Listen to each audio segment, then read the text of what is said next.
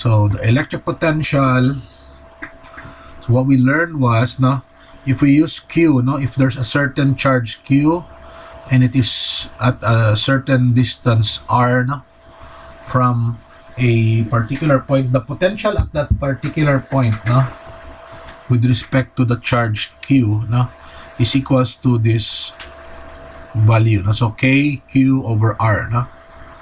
So ang R na, no, is in any particular point, no? So for example, no, may i-consider kadi nga charge bi, oh. So from A to B na da bi, no? So ang iya nga distance gali importante na, no? So it's crucial, no, to determine the value of the electric potential, no? So that is in terms of coulomb, no, and unit of distances nga meter, no?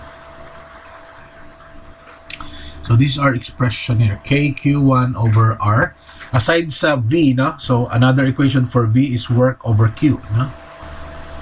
So please recall those expressions, no? So again, no?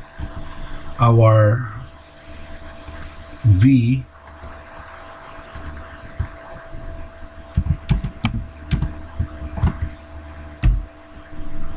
divide by Q, no? Or we can also have V, if we consider a point, guys, no, then that's equals to K Q, no, all over R, no? So hindi na R square, no?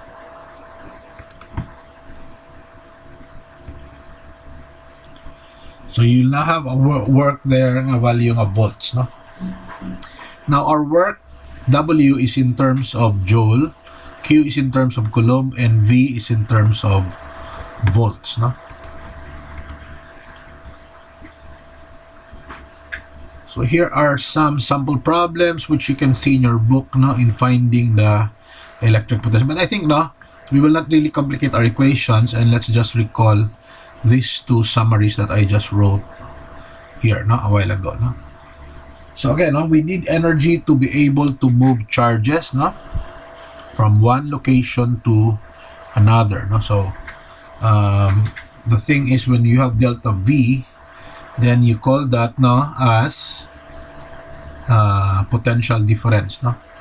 So the potential from a point, no, to or from, no, a zero potential nga ground, no? So ang aton nga potential difference is pwede talang masulat nga V sub P, no? And we know V sub P to be, no, either KQ over R, no, or pwede naman siya nga ma-divide ang work over charge Q, no?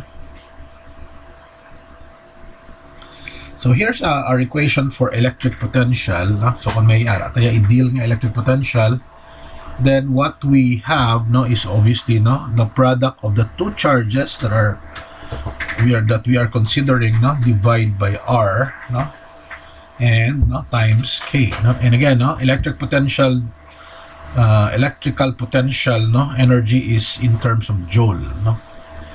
So the unit, no, the product of 2Q, no, and isa ka R sa denominator, no, in meters, allows us to end up with a unit in joule, no?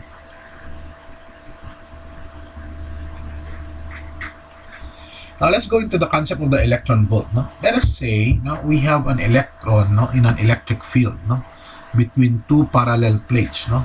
So we will now go into the idea of two metallic plates, no? So let's say, mayara kita drawing on being a metallic plates, guys, no? So duwa ni bika metallic plates, no? So this is one metal plate, no? Kita na kamusang salsalon na flat lang. So let's call that as a metal plate, no?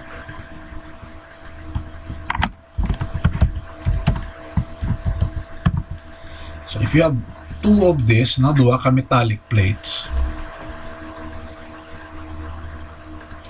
parehas gidila dimension, no?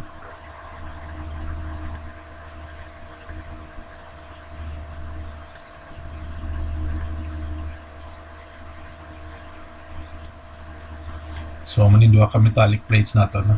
So usually the two metallic plates eventually, no, there would be a distance between them, no? So they are separated by some sort of a distance. So these two lines here, no, or the distance of these two plates, no? So may space sa tunga nila, no? There's a distance or there's a space in between them, no? Now, so if there are two parallel plates which are oppositely charged, no? So one is positive, the other is negative, no? So this is completely solid na siyang nipis, no? Nga solid material, no? Now, if the electric field between the two plates is directed upward, which means that the lower plate is positive and the upper plate is negative, the force it exerts on the negative electron is directed downward, no? So kung ginsuli naton, ang babaw, ang aton nga negative, ang dalom ang positive, so ang electron will eventually travel going downward, no? So again, depende kay ang aton positioning sa aton plates, ang positive ara sa dalaw, no?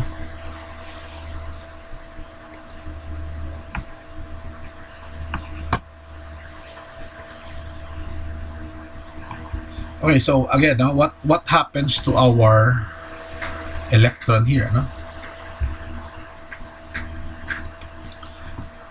So again, moving, let's move downward, no?